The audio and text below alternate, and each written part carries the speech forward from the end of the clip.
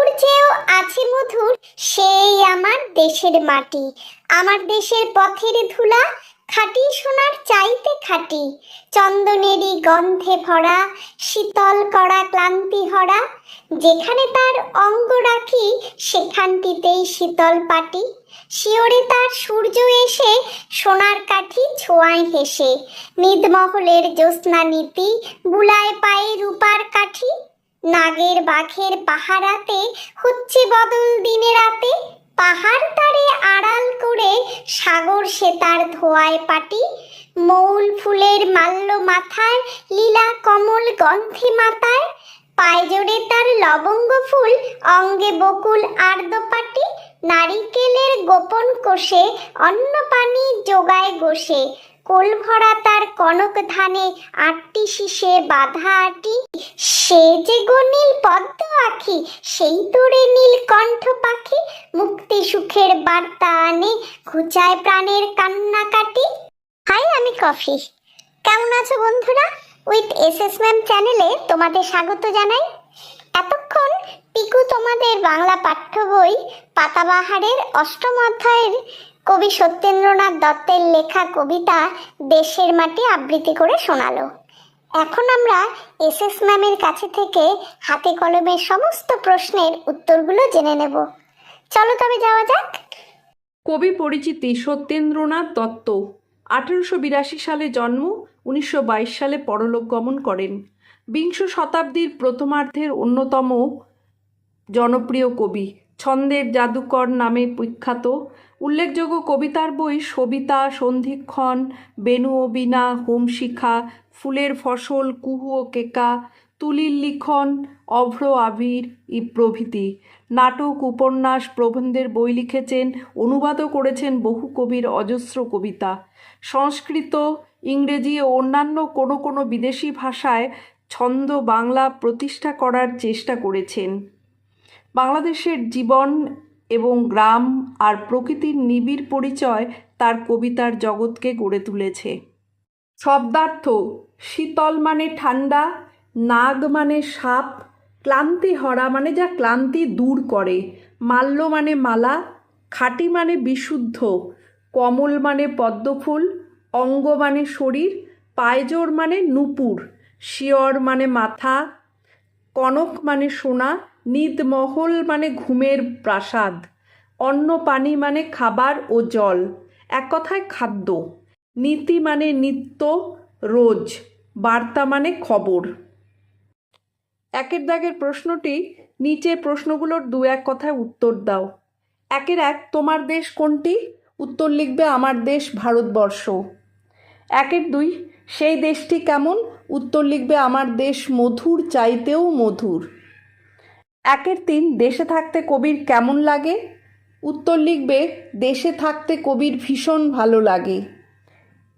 4 এই কবিতায় এমন একটি ফলের কথা বলা হয়েছে যার মধ্যে খাবার ও জল দুটোই থাকে, কোন ফল তা লেখো। উত্তরে লিখবে সেই ফলটি হলো নারিকেল, যার মধ্যে জল ও শ্বাস দুই আছে। 5 ধানকে এখানে কনক বা সোনার সঙ্গে তুলনা করা হয়েছে কেন? উত্তরে লিখবে কনক বা সোনা সোনালি রঙের হয়, তাছাড়া সোনা একটি মূল্যবান ধাতু, তেমনি ধান সোনালি রঙের হয় এবং আমাদের দেশে ধান খুবই মূল্যবান, তাই কনকের সাথে ধানকে তুলনা করা হয়েছে।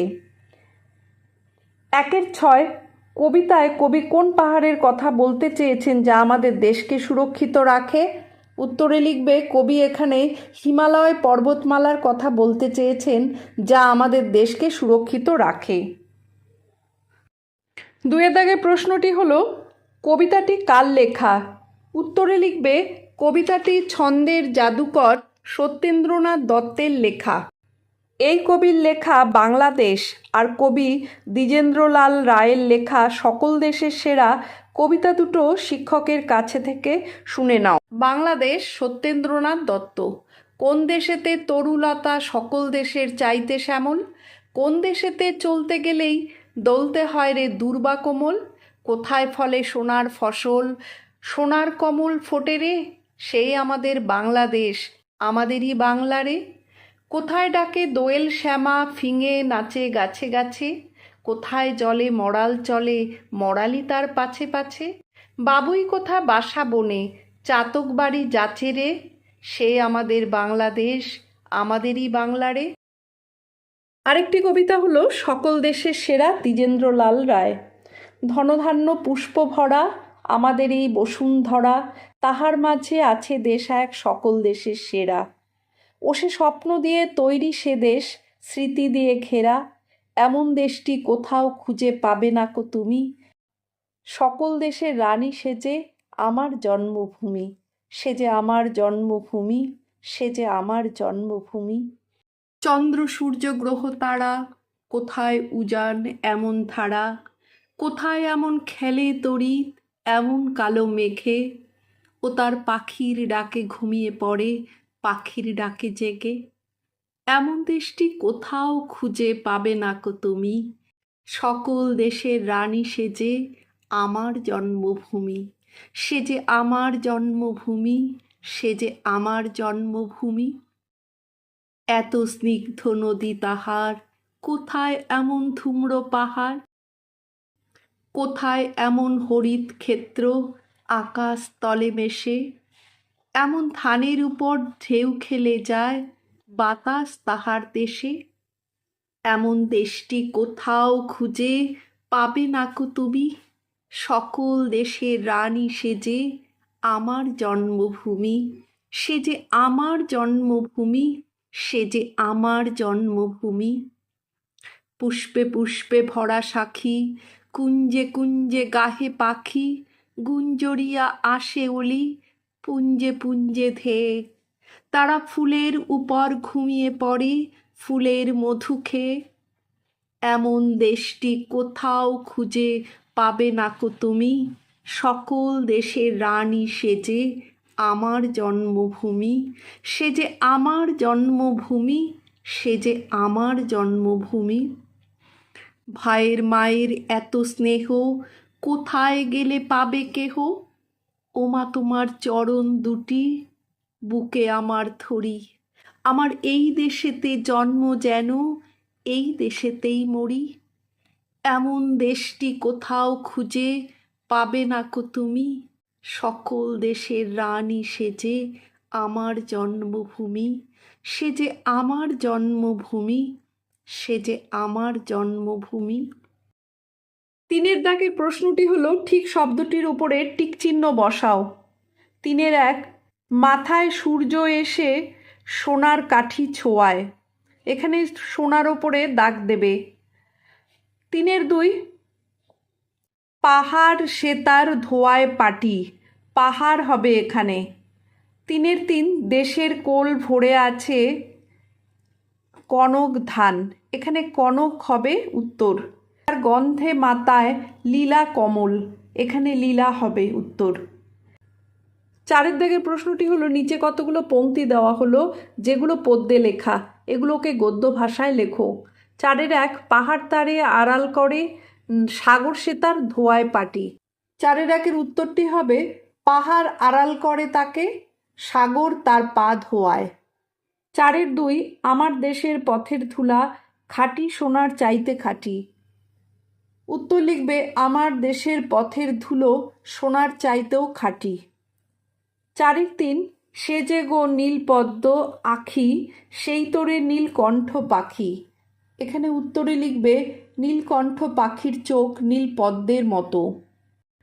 কবিতাটির প্রতিটি পংক্তি শেষে যে শব্দগুলো কবি ব্যবহার করেছেন তাদের মধ্যে অনেক ক্ষেত্রেই মিল রয়েছে। এই মিলে যাওয়া শব্দগুলোকে খুঁজে বের করে লেখো, যেমন মাটি এবং খাঁটি, ভরায় ও হরা। তো উত্তরে লিখবে এসে হেসে, পাহাড়েতে রাতে, মাথায় মাতায়, কোষে সে, আখি পাখি, ধানে আনে, পাটি খাঁটি। ছয়ের দাগের প্রশ্নটি হলো নিচে দেওয়া শব্দগুলোর সঙ্গে মিলিয়ে নতুন নতুন শব্দ তৈরি করো। উত্তরে লিখবে নীলের সঙ্গে লিখতে পারো চিল, মিল, শিল, ঝিল, তিল। মনের সঙ্গে কোণে, আনে, পানে, মানে।